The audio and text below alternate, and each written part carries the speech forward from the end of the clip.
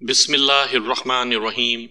سامعین کرام، آپ سن رہے ہیں اردو کہانی کہنا مشق، جس کے مصنف ہیں مرزا امجد بیگ، اور اس کو تحریر کرنے میں ان کی مدد کی ہے حسام بٹ نے۔ مجھے امید ہے آپ کو میری یہ کاوش پسند آئے گی۔ آپ نے اگر ابھی تک میرا چینل کہانی گھر سبسکرائب نہیں کیا تو ابھی میرا چینل سبسکرائب کر کے بیل نوٹیفیکیشن آن کر لیجئے تاکہ آنے والی ہر نئی کہانی کی اطلاع بر وقت آپ تک پہنچ سکے۔ موسم سرما کی ایک خنک اور اداس شام میں اپنے آفس میں بیٹھا حسب معمول کلائنٹس کو ڈیل کر رہا تھا کہ ایک پریشان حال عورت اپنا دکھڑا رونے میرے پاس آ گئی۔ میں نے سلمہ نامی اس عورت کو اپنے چیمبر میں بلا لیا۔ اس روز میرے آفس میں کلائنٹس کی زیادہ بھیڑ نہیں تھی، ایک جاتا تو دوسرا آ جاتا تھا۔ وزٹنگ لابی میں بھی وہ رونق نہیں تھی جو وہاں کا خاصا تھی۔ نصف درجن سے زیادہ افراد ہمہ وقت اپنی باری کے انتظار میں بیٹھے دکھائی دیتے تھے۔ اس مندی میں کچھ تو موسم کا اثر تھا اور کچھ ویسے بھی بعض دن ایسے ہوتے ہیں کہ کلائنٹس کی عدم موجودگی کے باعث اچھی خاصی بوریت کا سامنا ہوتا ہے۔ وہ بھی ایک ایسا ہی دن تھا جب ہی سلمہ کو انتظار کی کوفت نہیں اٹھانا پڑی تھی اور فوراً سے پیشتر وہ میرے چیمبر میں پہنچ گئی تھی۔ سلمہ کی عمر 50 سے متجاوز تھی۔ وہ متناسب بدن کی مالک ایک عام سی شکل و صورت والی عورت تھی۔ اپنے حلیے اور پہناوے سے وہ غریب نظر آتی تھی۔ میرا یہ اندازہ بعد ازاں درست ثابت ہوا۔ میں نے اسے بیٹھنے کے لیے کہا۔ وہ ایک کرسی کھینچ کر بیٹھ چکی تو میں نے پیشہ ورانہ مسکراہٹ کے ساتھ اس کی طرف دیکھتے ہوئے پوچھا، جی فرمائیں، میں آپ کی کیا خدمت کر سکتا ہوں؟ وکیل صاحب، میں بہت پریشان ہوں، وہ اضطراری لہجے میں بولی۔ وہ تو آپ کی حالت ہی سے نظر آ رہا ہے، میں نے ٹھہرے ہوئے لہجے میں کہا۔ پھر پوچھا، آپ اپنی پریشانی کی وضاحت کریں تاکہ میں یہ اندازہ لگا سکوں کہ آپ کے لیے میں کیا کر سکتا ہوں۔ وحیدہ کو پولیس نے گرفتار کر لیا ہے، اس نے دکھی لہجے میں بتایا۔ یہ وحیدہ کون ہے؟ میں نے کاغذ قلم سنبھالتے ہوئے سوال کیا۔ اور پولیس نے وحیدہ کو کس جرم میں گرفتار کیا ہے؟ وحیدہ میری اکلوتی بیٹی کا نام ہے وکیل صاحب، وہ وضاحت کرتے ہوئے بولی۔ پولیس نے اسے بیگ صاحب کے قتل کے الزام میں گرفتار کیا ہے۔ بیگ صاحب کون ہیں؟ میرا مطلب ہے کون تھے؟ میں نے سوالات کے سلسلے کو آگے بڑھاتے ہوئے کہا۔ اور تمہاری بیٹی وحیدہ سے ان کا کیا تعلق تھا؟ جناب، ہم تو بہت غریب اور مزدوری کرنے والے لوگ ہیں، وہ بھرائی ہوئی آواز میں بتانے لگی۔ میں اور میری بیٹی وحیدہ بفر زون کے عقبی حصے میں واقع گوٹھ نما ایک چھوٹی سی بستی میں رہتے ہیں اور لوگوں کے گھروں میں کام کر کے ہم اپنی روزی کماتے ہیں۔ وحیدہ بیگ صاحب کے گھر میں جھاڑو برتن اور صفائی دھلائی کا کام کرتی ہے۔ لمحاتی توقف کر کے اس نے ایک بوجھل سانس خارج کی، پھر اضافہ کرتے ہوئے بولی، اشتیاق بیگ صاحب کا بنگلہ نارتھ ناظم آباد میں واقع ہے۔ ٹھیک ہے، میں نے اسبات میں گردن ہلائی۔ قتل کی واردات کب پیش آئی ہے؟ کل دن میں جناب، اس نے جواب دیا۔ آج جنوری کی 21 تاریخ تھی، گویا یہ گزشتہ روز یعنی 20 جنوری کا واقعہ تھا۔ اس کا ایک واضح مطلب یہ بھی تھا کہ آج صبح پولیس نے ملزمہ کو عدالت میں پیش کر کے اس کا ریمانڈ حاصل کر لیا ہوگا۔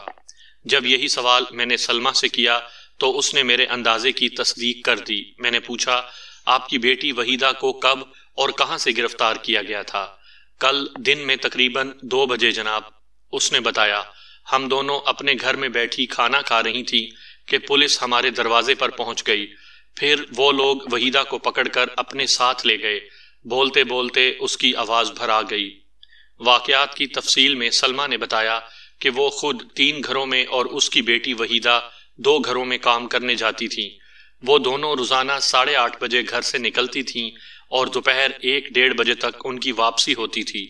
بنگلوں والے پیسے اچھے دیتے تھے، لہٰذا وہ انہی 5 بنگلوں تک محدود تھیں اور آدھے دن کی سخت محنت کے بعد باقی کا آدھا دن آرام کرتی تھی۔ مزاجن دونوں ماں بیٹیاں سادہ اور قناعت پسند تھیں، اس لیے زیادہ کے لالچ میں نہیں آتی تھیں۔ سلمہ ایک بیوہ عورت تھی۔ وحیدہ کے پاس 2 بنگلوں کا کام تھا اور یہ دونوں بنگلے نارتھ ناظم آباد کے علاقے میں واقع تھے۔ پہلے وہ 9 بجے سے 11 بجے تک مقتول اشتیاق بیگ کے گھر میں کام نمٹاتی تھیں۔ اس کے بعد 11 سے 1 بجے تک شیخ فیاض کے بنگلے کا کام کرتی تھی۔ یہ دونوں بنگلے قریب قریب تھے۔ وقوعہ کے روز بھی وہ مقتول کے گھر کا کام ختم کر کے بنگلے پر گئی تھی اور پھر وہاں سے فارغ ہونے کے بعد حسب معمول اپنے گھر چلی گئی تھی۔ تھوڑی دیر کے بعد اس کی ماں سلمہ بھی گھر پہنچ گئی۔ پھر وہ دن کے کھانے میں مصروف تھیں کہ پولیس نے وہاں آ کر وحیدہ کو اشتیاق بیگ کے قتل کے الزام میں گرفتار کر لیا تھا۔ میں مزید 15-20 منٹ تک سلمہ سے مختلف زاویوں سے سوال کرتا رہا۔ میں نے سلمہ کے بیان کے مختلف اہم پوائنٹس نوٹ کرنے کے بعد تسلی آمیز انداز میں کہا، ٹھیک ہے سلمہ صاحبہ، آپ کل اسی وقت میرے پاس آ جائیں، پھر میں آپ کو بتاؤں گا کہ وحیدہ کی رہائی کے سلسلے میں میں کیا کر سکتا ہوں۔ کل آؤں؟ وہ قدرے مایوسی سے بولی۔ آپ آج کچھ نہیں کریں گے؟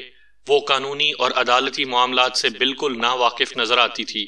میں نے سمجھانے والے انداز میں کہا، سلمہ جی، ابھی اس لیے کچھ نہیں ہو سکتا کہ آپ کی بیٹی عدالتی ریمانڈ پر پولیس کی تحویل میں ہے۔ میرے اندازے کے مطابق پولیس نے تفتیش مکمل کرنے کے لیے کم از کم 7 روز کا ریمانڈ تو ضرور لیا ہوگا۔ جب وہ لوگ چالان کے ساتھ وحیدہ کو حوالہ عدالت کریں گے تو اس کے بعد میرا کام شروع ہو جائے گا۔ اس دوران میں وحیدہ سے ملاقات کر کے اس واقعے کے حوالے سے معلومات حاصل کر لیتا ہوں۔ لمحاتی توقف کر کے میں نے ایک گہری سانس لے کر سلمہ سے پوچھا، وحیدہ کو کس تھانے میں رکھا گیا ہے؟ اس نے مجھے متعلقہ تھانے کا نام بتا دیا۔ میں نے اس کی پریشانی کے پیش نظر تسلی اور دلاسے دیے۔ وہ بڑی توجہ سے میری بات سنتی رہی اور میرے خاموش ہونے پر بولی، کیا میری بچی 7 دن تک پولیس والوں کے قبضے ہی میں رہے گی؟ ہاں، یہ قانونی مجبوری ہے، میں نے سمجھانے والے انداز میں کہا۔ جب پولیس کسی ملزم کو عدالت میں پیش کر کے اس کا ریمانڈ حاصل کر لیتی ہے تو پھر وہ تفتیش کی تکمیل تک اسے اپنی کسٹڈی میں رکھنے کی مجاز ہوتی ہے۔ وہ اپنی بیٹی کے لیے بے حد فکر مند تھی۔ متذبذب انداز میں مستفسر ہوئی، وکیل صاحب، میری وحیدہ رہا تو ہو جائے گی نا؟ انشاءاللہ، میں نے مضبوط لہجے میں کہا۔ اگر وہ بے گناہ ہے تو پھر اس کا ایک بال بھی بیکا نہیں ہوگا، آپ حوصلہ رکھیں۔ یہ تو مجھے پکا یقین ہے کہ وحیدہ نے قتل نہیں کیا، وہ بڑے وثوق سے بولی۔ میری بیٹی کو خواہ اس کیس میں پھانسنے کی کوشش کی گئی ہے۔ عدالت سچ جھوٹ کا فیصلہ کرنے کے لیے ہی لگائی جاتی ہے، میں نے کہا۔ وہاں دودھ کا دودھ اور پانی کا پانی الگ ہو جاتا ہے۔ میں آج ہی کسی وقت تھانے جا کر وحیدہ سے ملاقات کر لوں گا۔ وہ مجھے دعائیں دیتے ہوئے رخصت ہو گئی۔ اسی رات آفس سے اٹھنے کے بعد میں متعلقہ تھانے پہنچ گیا۔ تھانے میں عدالتی ریمانڈ پر آئے ہوئے بندے سے ملاقات کرنا آسان کام نہیں ہوتا، تاہم اس کام کو سہل بنانے کے مجھے ہزاروں گر آتے تھے۔ اس روز وحیدہ سے ملاقات میں مجھے پریشانی کا سامنا نہیں ہوا۔ میں جب حوالات پہنچا تو وحیدہ چپ چاپ کمرے کے ایک کونے میں بیٹھی ہوئی تھی۔ مجھے اپنے قریب آتے دیکھ کر وہ بھدکنے والے انداز میں اٹھ کر کھڑی ہو گئی۔ میں نے زیر لب مسکراتے ہوئے شائستہ لہجے میں کہا، وحیدہ کیسی ہو؟ اس نے جواب دینے کے بجائے سوالیہ نظر سے مجھے دیکھا۔ اس کی آنکھوں میں مجھے الجھن آمیز تذبذب دکھائی دیا، جیسے خاموش نگاہ سے پوچھ رہی ہو، میں کون ہوں؟ اس کا حال احوال کیوں پوچھ رہا ہوں؟ وحیدہ، میں نے اس کی مشکل آسان کرتے ہوئے کہا، میرا نام مرزا امجد بیگ ہے، میں ایک وکیل ہوں اور تمہیں اس مصیبت سے نجات دلانے آیا ہوں۔ تمہاری ماں نے میری خدمات حاصل کی ہیں، اس لیے۔ میں نے رک کر گہری نظر سے اسے دیکھا، پھر ہمدردانہ انداز میں کہا، میں تم سے جو بھی پوچھوں گا اس کا بالکل سچا اور کھرا جواب دینا۔ جی اچھا۔ اس کے چہرے پر اطمینان کی جھلک نمودار ہوئی۔ وحیدہ کی عمر 25 کے آس پاس نظر آتی تھی۔ وہ دبلی پتلی اور درمیانے قد کاٹ کی مالک ایک قبول صورت عورت تھی۔ میں نے نہایت نرمی سے پوچھا، پولیس والوں نے اقبال جرم کروانے کے لیے تمہارے ساتھ زور زبردستی تو نہیں کی؟ کوشش تو ان کی یہی ہے کہ میں بیگ صاحب کو قتل کرنے کا اقرار کر لوں، وہ سادگی سے بولی، پھر چونکتے ہوئے انداز میں بولی، وکیل صاحب آپ نے اپنا نام کیا بتایا ہے؟ میں اس کے سوال کی تہہ میں پہنچ گیا اور زیر لب مسکراتے ہوئے جواب دیا، میرا نام مرزا امجد بیگ ایڈوکیٹ ہے اور میرا مقتول اشتیاق بیگ کے ساتھ دور کا بھی واسطہ نہیں۔ اس کی آنکھوں اور چہرے پر اطمینان جھلکنے لگا۔ میں دھیمے انداز میں وحیدہ سے وقوع کے روز پیش آنے والے واقعات کے بارے میں پوچھنے لگا۔ اسے جہاں تک معلوم تھا وہ مجھے بتا دیا۔ میں نے اس سے مقتول اشتیاق بیگ کی فیملی اور دیگر معاملات کے بارے میں بھی سوالات کیے اور اس نے مجھے تسلی بخش جوابات دیے۔ آدھے گھنٹے کی ایک تحقیقاتی گفتگو سے میں اس نتیجے پر پہنچا کہ وحیدہ کا اس قتل سے دور کا بھی واسطہ نہیں تھا۔ اس بیچاری کو کسی سوچی سمجھی سازش کے تحت اس کیس میں گھسیٹ لیا گیا تھا۔ میں نے اس ملاقات کے اختتام پر وکالت نامے، درخواست ضمانت اور دیگر اہم کاغذات پر وحیدہ کے انگوٹھے لگوائے۔ کیونکہ وہ چٹی ان پڑھ تھی، لہٰذا دستخط وغیرہ کا تو سوال ہی پیدا نہیں ہوتا تھا۔ میں نے اسے ایک بار پھر اس بات کا یقین دلایا کہ میں اپنی کوششوں سے اسے باعزت رہا کروا لوں گا، اسے پریشان ہونے کی ضرورت نہیں۔ علاوہ ازیں میں نے اسے پولیس کی تفتیشی مہربانیوں سے بچنے کے لیے چند پتے کی باتیں بھی بتائیں اور پھر وہاں سے واپس آ گیا۔ اگلے روز وحیدہ کی ماں سلمیٰ حسب وعدہ مجھ سے ملنے آئی تو میں نے اسے بتایا کہ میں نے اس کی بیٹی کا کیس لینے کا فیصلہ کر لیا ہے۔ اس نے میری فیس پوچھی، میں نے اس کے سوال کا جواب دے دیا۔ اس کے چہرے اور آنکھوں میں تذبذب نمودار ہوا، ہچکچاہٹ آمیز لہجے میں بولی، وکیل صاحب آپ کی فیس بہت زیادہ نہیں ہے؟ بعض لوگوں کو میری فیس بہت زیادہ محسوس ہوتی ہے، میں نے صاف گوئی کا مظاہرہ کرتے ہوئے کہا، لیکن بہت سے وکیلوں کی تو مجھ سے دگنی تگنی فیسیں ہیں۔ مجھے دوسرے وکیلوں کا تو پتہ نہیں جناب، وہ سادگی سے بولی، میں تو آپ کے پاس آئی ہوں، آپ بھلے آدمی ہیں، میں آپ کو بتا چکی ہوں کہ ہم بہت غریب لوگ ہیں، آپ مجھ سے کیا چاہتی ہیں؟ میں نے اسی سے پوچھ لیا، آپ یا تو اپنی فیس میں کچھ رعایت کر دیں اور یا وہ جملہ ادھورا چھوڑ کر متذبذب انداز میں مجھے تکنے لگی تو میں نے پوچھ لیا، اور یا کیا؟ یا یہ کہ وہ وضاحت کرتے ہوئے بولی، آدھی فیس ابھی لے لیں، آدھی وحیدہ کی رہائی کے بعد۔ میں اس قسم کے معاملات نہیں کیا کرتا تھا، میں نے صاف گوئی کا مظاہرہ کرتے ہوئے کہا، البتہ فیس میں رعایت والی بات قابل عمل ہے۔ ٹھیک ہے جناب، یہ بھی آپ کی مہربانی ہے۔ وہ احسان بھری نظر سے مجھے دیکھتے ہوئے بولی، جو بھی زیادہ سے زیادہ کم کر سکتے ہیں وہ کر دیں۔ میں سال میں ایک آدھ چیریٹی کیس بھی پکڑ لیا کرتا تھا جس میں ایک پیسہ بھی نہیں کماتا تھا، اس عمل سے میں اپنے پیشے کا صدقہ نکالتا رہتا تھا، لیکن یہ سال کا آغاز تھا، لہٰذا میں سال کے پہلے ہی مہینے میں اس قسم کا کوئی کام نہیں کرنا چاہتا تھا، اور سلمیٰ کو بالکل مایوس کر دینا بھی مجھے اچھا نہیں لگ رہا تھا۔ چنانچہ میں نے درمیانی راہ کا انتخاب اور استعمال کرنے کا فیصلہ کیا۔ اس راستے کے استعمال سے مجھے کوئی نقصان نہیں تھا، البتہ سلمیٰ کو اس سے حسب منشا فائدہ ضرور پہنچ سکتا تھا۔ آپ کی خاطر میں اپنی فیس میں 50% کمی کر سکتا ہوں، میں نے ٹھہرے ہوئے لہجے میں کہا، مگر میں فیس ایڈوانس میں ہی لوں گا، ادھار کی کوئی گنجائش نہیں۔ وہ قدرے الجھن زدہ انداز میں بولی، وکیل صاحب یہ فیصد کا حساب میری سمجھ میں نہیں آتا، آپ سیدھی سیدھی رعایتی فیس بتائیں۔ 50% کا مطلب ہے آدھی، میں نے وضاحت کرتے ہوئے کہا، میں نے آپ کو اپنی جو فیس بتائی ہے اس کو آدھا کر سکتا ہوں، بس اس سے زیادہ رعایت ممکن نہیں۔ جناب، وہ خوشی اور حیرت کے ملے جلے تاثرات کے ساتھ بولی، آدھی فیس کا مطلب تو اتنی رقم ہے جو میں آپ کو ایڈوانس ادا کر سکتی ہوں، جیسا کہ میں کہہ چکی ہوں کہ آدھی فیس ابھی لے لیں، ہے نا؟ جی ہاں، اس کا بالکل یہی مطلب ہے، میں نے زیر لب مسکراتے ہوئے سانس بھرے لہجے میں کہا۔ اس کی آنکھوں میں مسرت کے جگنو جگمگا اٹھے، اس نے مجھے ڈھیروں دعائیں دیں اور میرا شکریہ ادا کرنے کے بعد رخصت ہو گئی۔ دعا بڑی عجیب و غریب چیز ہے، اس کی خرید و فروخت ممکن نہیں، اسے ایک مقام سے دوسرے مقام تک پہنچانے کے لیے نہ تو کرایہ خرچ ہوتا ہے اور نہ ہی اس پر مختلف ٹکٹ چسپاں کرنے کی صورت پیش آتی ہے۔ یہ ایک خیر کا جذبہ ہے جو ایک انسان دوسرے انسان کے لیے اپنے دل میں رکھتا ہے۔ دوسروں کی دعائیں لیتے رہنا چاہیے، پتہ نہیں کب کس کی دعا آپ کو لگ جائے۔ دعاؤں کی قبولیت کا اختیار جس ذات پاک کے پاس ہے وہ ہماری شے رگ سے بھی زیادہ قریب ہے، اور بے شک وہ ہر شے پر قادر ہے۔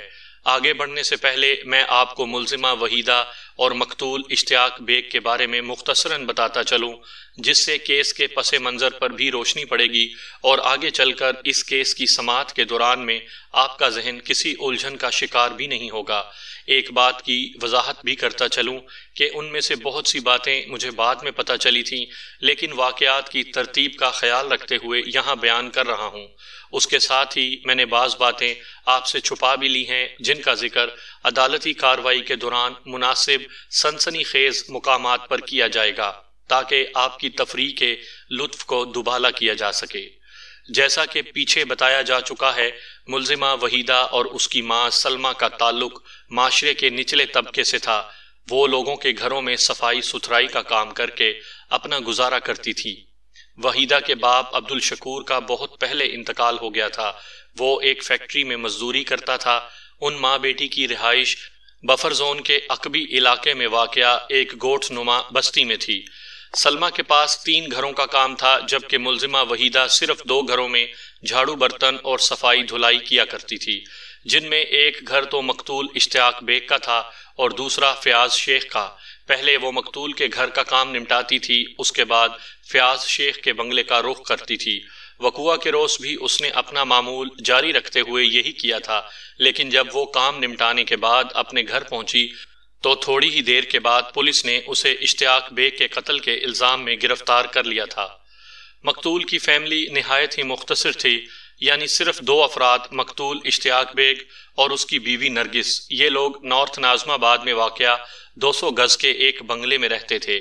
مقتول ایک صنعت کار تھا۔ شہر کے انڈسٹریل ایریا میں اس کی لیدر جیکٹس کی ایک چھوٹی سی فیکٹری تھی، جہاں سے اندرون ملک اور بیرون ملک مال جاتا تھا۔ اس کا بزنس بہت اچھے انداز میں چل رہا تھا کہ اچانک دل نے اس کے ساتھ دھوکہ کر دیا۔ ایک رات اسے ہارٹ اٹیک ہوا اور وہ بیڈ کا ہو کر رہ گیا۔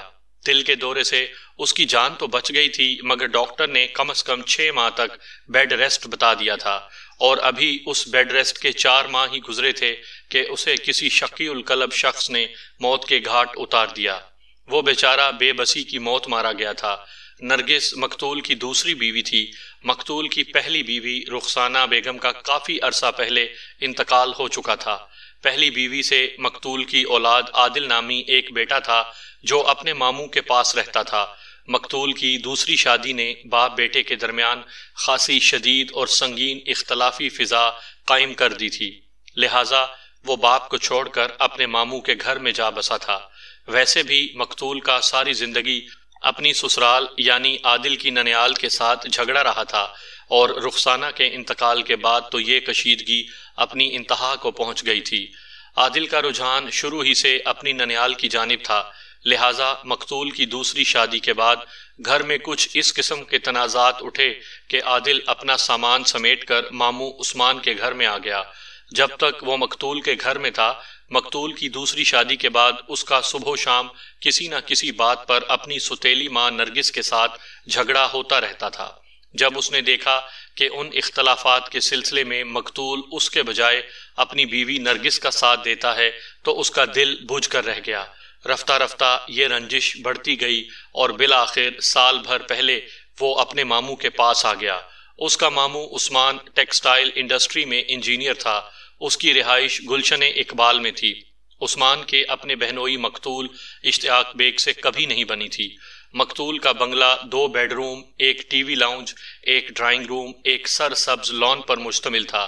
یہ ایک ہوادار اور سکون بخش رہائش گاہ تھی۔ ملزمہ وحیدہ روزانہ 9 بجے صبح کام کے لیے وہاں پہنچتی اور 11 بجے تک وہاں رہتی تھی۔ اس دوران میں مقتول کی بیوی نرگس بھی گھر میں موجود ہوتی تھی۔ اگر اسے کسی ضروری کام سے باہر جانا ہوتا تو وہ انہی اوقات میں نکلا کرتی تھی اور وحیدہ کا کام ختم ہونے سے پہلے واپس آ جایا کرتی تھی، کیونکہ اسے اپنے بیمار شوہر مقتول اشتیاق بیگ کی دیکھ بھال کرنا ہوتی تھی۔ ملزمہ وحیدہ کے مطابق وقوعہ کے روز وہ حسب معمول کام کرنے مقتول کے بنگلے پر پہنچی تھی۔ لگ بھگ 9:30 بجے ٹیلی فون کی گھنٹی بجی۔ Telephone set T V lounge میں ایک سٹینڈ پر رکھا تھا۔ نرگس نے فون اٹینڈ کیا اور پھر ملزمہ کے پاس کچن میں چلی آئی۔ وحیدہ اس وقت کچن میں برتن دھو رہی تھی۔ سنو وحیدہ، اس نے ملزمہ کو مخاطب کرتے ہوئے کہا، میں تھوڑی دیر کے لیے باہر جا رہی ہوں، تم بیگ صاحب کا خیال رکھنا۔ ٹھیک ہے باجی، ملزمہ نے تائیدی انداز میں کہا، پھر پوچھا، آپ کب تک واپس آ جائیں گی؟ تمہاری چھٹی کے ٹائم سے پہلے ہی آ جاؤں گی۔ وہ سرسری انداز میں بولی، تمہارے صاحب کی ایک دوا لانا ہے، ڈاکٹر نے ایک ایسی گولی لکھی ہے جو بہت کم سٹورز پر ملتی ہے۔ ابھی ایک میڈیکل سٹور والے کا ہی فون تھا، اس نے بتایا ہے کہ ابھی وہ ٹیبلٹس موجود ہیں۔ میں نے سوچا ابھی لے آؤں، کیا پتا پھر ملیں نہ ملیں۔ لمحاتی توقف کر کے اس نے گہری سانس لی اور پھر اضافہ کرتے ہوئے کہا، تمہارے صاحب نے ناشتہ کر لیا ہے اور میں نے انہیں صبح والی دوا بھی کھلا دی ہے۔ وہ اپنے کمرے میں آرام سے سو رہے ہیں۔ ان کی دواؤں میں ایک سکون کی گولی بھی ہے، وہ تمہیں کسی کام کے لیے نہیں کہیں گے۔ مجھے یقین ہے میری واپسی تک وہ یوں ہی بے خبر سوتے رہیں گے۔ ٹھیک ہے باجی، آپ بے فکر ہو جائیں، وحیدہ نے تسلی بھرے انداز میں کہا۔ اگر صاحب جی جاگ بھی گئے تو میں سنبھال لوں گی۔ اس کے بعد نرگس بنگلے سے روانہ ہو گئی تھی۔ یہ کوئی نئی بات نہیں تھی کہ نرگس وحیدہ کو گھر میں چھوڑ کر باہر نکلی ہو۔ اکثر و بیشتر وہ ایسا کرتی تھی، لہٰذا وقوعہ کے روز وحیدہ نے نرگس کے باہر جانے کو کوئی خاص اہمیت نہ دی اور حسب معمول اپنے کام میں جٹی رہی۔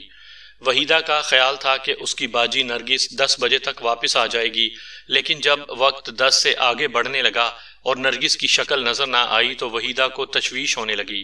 جوں جوں اس کی چھٹی کا وقت قریب آ رہا تھا، اس کی فکر مندی میں اضافہ ہوتا چلا جا رہا تھا۔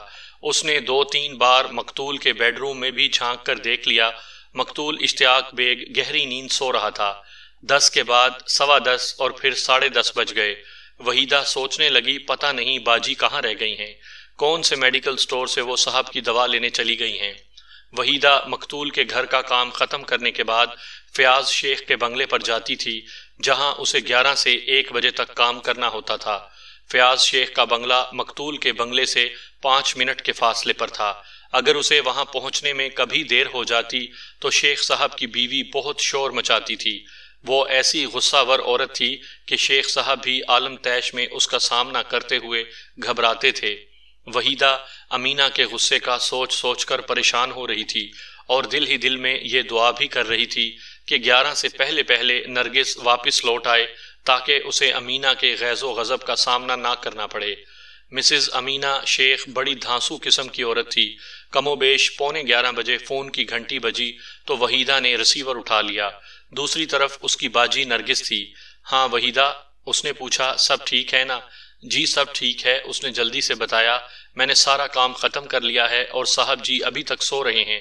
لمحاتی توقف کر کے اس نے پوچھ لیا، باجی آپ کب تک آئیں گی؟ بس میں 10-15 منٹ میں پہنچنے ہی والی ہوں، نرگس نے جواب دیا، اور اگر مجھے 1-2 منٹ اوپر نیچے ہو جائیں تو تم چلی جانا، میں گھر سے زیادہ دور نہیں ہوں، نرگس نے ٹھہرے ہوئے انداز میں کہا، اور تمہارے صاحب تو ویسے بھی آرام سے سو رہے ہیں، تم مین گیٹ کو بھیڑ کر اپنے وقت پر چلی جانا، میں تھوڑی ہی دیر میں پہنچ رہی ہوں۔ یہ میں اس لیے بھی کہہ رہی ہوں کہ جب تمہیں دوسرے گھر پہنچنے میں دیر ہو جاتی ہے تو شیخ صاحب کی بیوی تم پر چیختی چلاتی ہے۔ وحیدہ نے نرگس کو مسز شیخ کے غصے کے بہت سے قصے سنا رکھے تھے۔ نرگس نے جب اس کی دکھتی ہوئی رگ پر انگلی رکھی تو وہ ممنونیت بھرے لہجے میں بولی، جی باجی یہ تو آپ بالکل ٹھیک کہہ رہی ہیں، میں 11 بجے تک آپ کے آنے کا انتظار کروں گی، اس کے بعد باہر کا گیٹ بند کر کے شیخ صاحب کے گھر کی طرف چلی جاؤں گی۔ ٹھیک ہے، یہ کہتے ہوئے نرگس نے ٹیلی فونک رابطہ منقطع کر دیا۔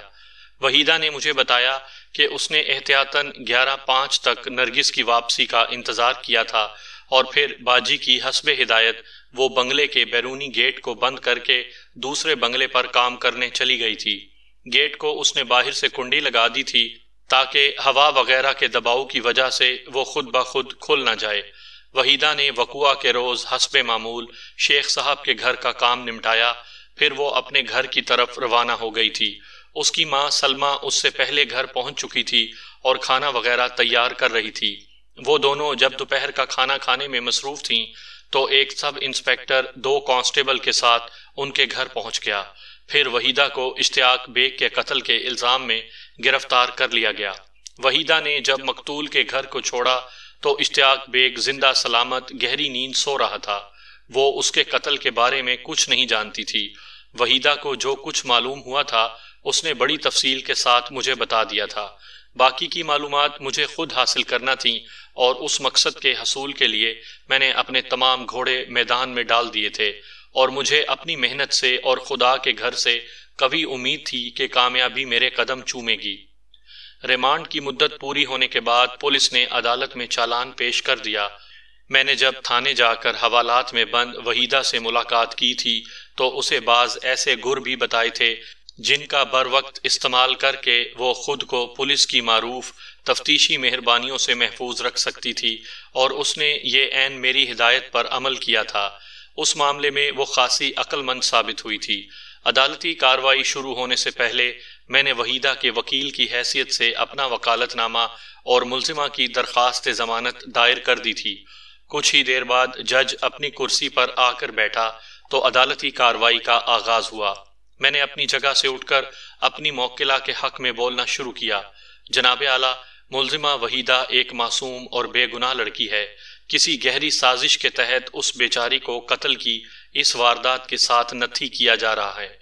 میری معزز عدالت سے استدعا ہے کہ میری موکلہ کی درخواست ضمانت کو منظور کرتے ہوئے اس کی رہائی کے احکامات صادر کیے جائیں۔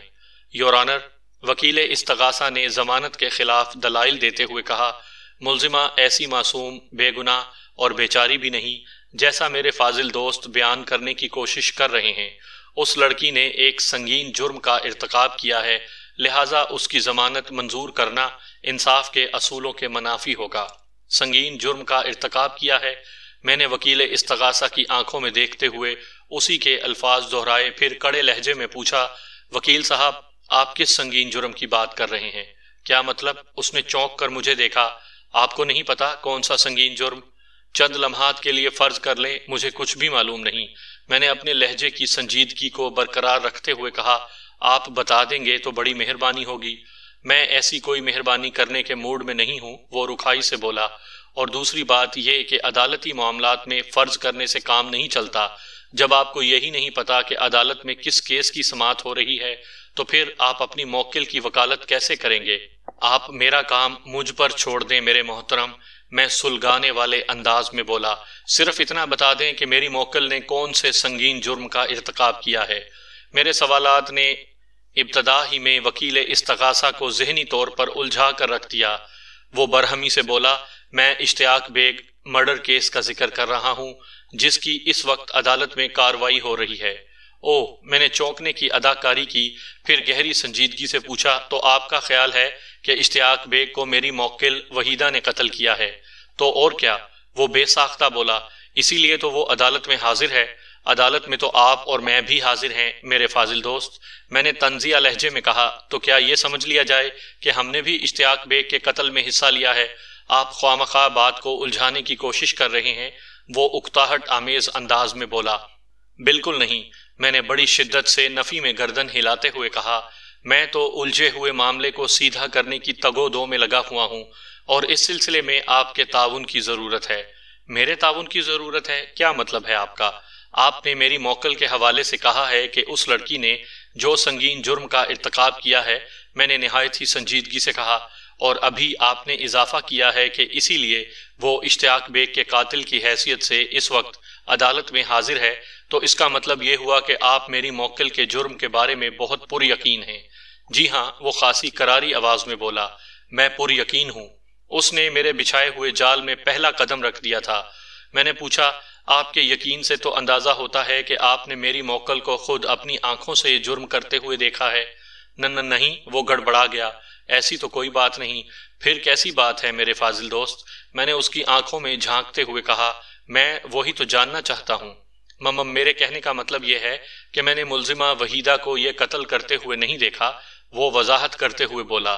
میں بھلا اس واقعہ کو کیسے دیکھ سکتا ہوں؟ کوئی نہیں، اس نے نفی میں گردن ہلا دی۔ تو پھر؟ میں نے ایک لفظ پر زور دیتے ہوئے کہا، آپ کو میری موکل کے بارے میں زبان کو زحمت دیتے وقت محتاط الفاظ کا استعمال کرنا چاہیے۔ جب تک عدالت میں اس پر عائد جرم ثابت نہیں ہو جاتا، اس کی حیثیت ایک ملزمہ جیسی ہے، لہٰذا یہ کہہ دینا کہ وہ ایک مجرم ہے، اس نے سنگین جرم کا ارتکاب کیا ہے، سراسر زیادتی والی بات ہوگی۔ میری وضاحت نے وکیل استغاثہ کو قدرے شرمندہ سا کر دیا تھا۔ وہ کھسیاہٹ آمیز انداز میں ادھر ادھر دیکھنے لگا۔ میں نے روئے سخن جج کی طرف موڑتے ہوئے کہا، جناب اعلیٰ، میری موکل گھروں میں کام کرنے والی ایک بیچاری لڑکی ہے۔ میں آگے چل کر ثابت کر دوں گا کہ قتل کی اس واردات سے اس کا دور کا بھی واسطہ نہیں، لہٰذا معزز عدالت سے میری درخواست ہے کہ اس کی ضمانت کو منظور کیا جائے۔